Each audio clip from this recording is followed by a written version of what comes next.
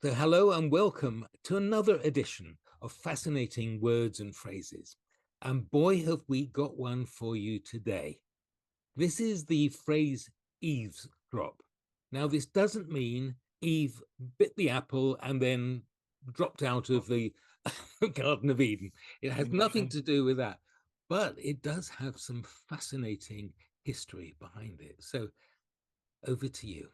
Lovely. Yeah, Eavesdrop is one of my favorites. This one, I must admit, I didn't need to do much research because I kind of knew a lot of where this came from.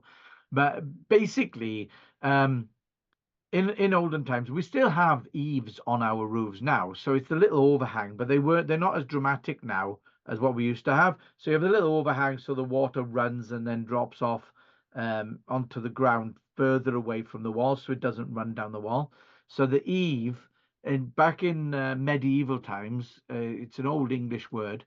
Word that they'd have thatched roofs, so the eaves were quite wide.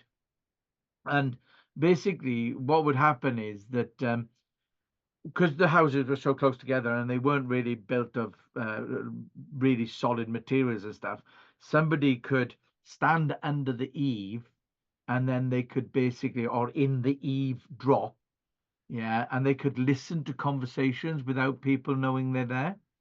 So it was kind of it's basically listening to conversations without the knowledge or consent of the person having the conversation. Right.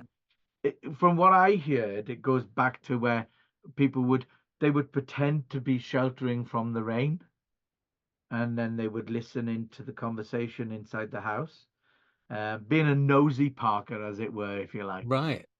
Yeah, and it's That that in simple. itself would be interesting. Where does Nosy Parker come? Nosy Parker, yeah, that's a good one. We'll have to look into that one. Yeah.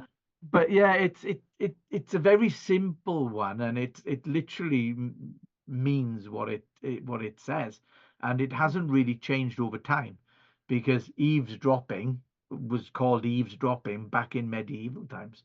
You Wow. know? And you know, it reminds me of, and I think it isn't it St. Paul's Cathedral, where there is like a whispering gallery where you can be at the opposite end of the Yes, dome and you whisper, and then the words are heard on the other side. So it's like a funnel, isn't it? The sound is yeah, carried through the funnel. So the eaves of these buildings, being yeah, so close together, acted yeah. like a funnel to the sound. And yeah, and the walls were thin. The walls were thin, and the windows would be open to get rid of damp and stuff like that. So Yeah. yeah, it's very interesting, and that one hasn't changed over time, so that's quite good. Wow. Thanks, Gareth.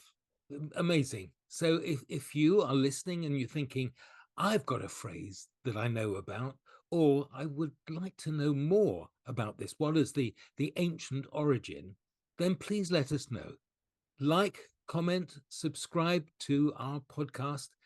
Tell us what you think. It's important for us to know that you are enjoying what we're talking about.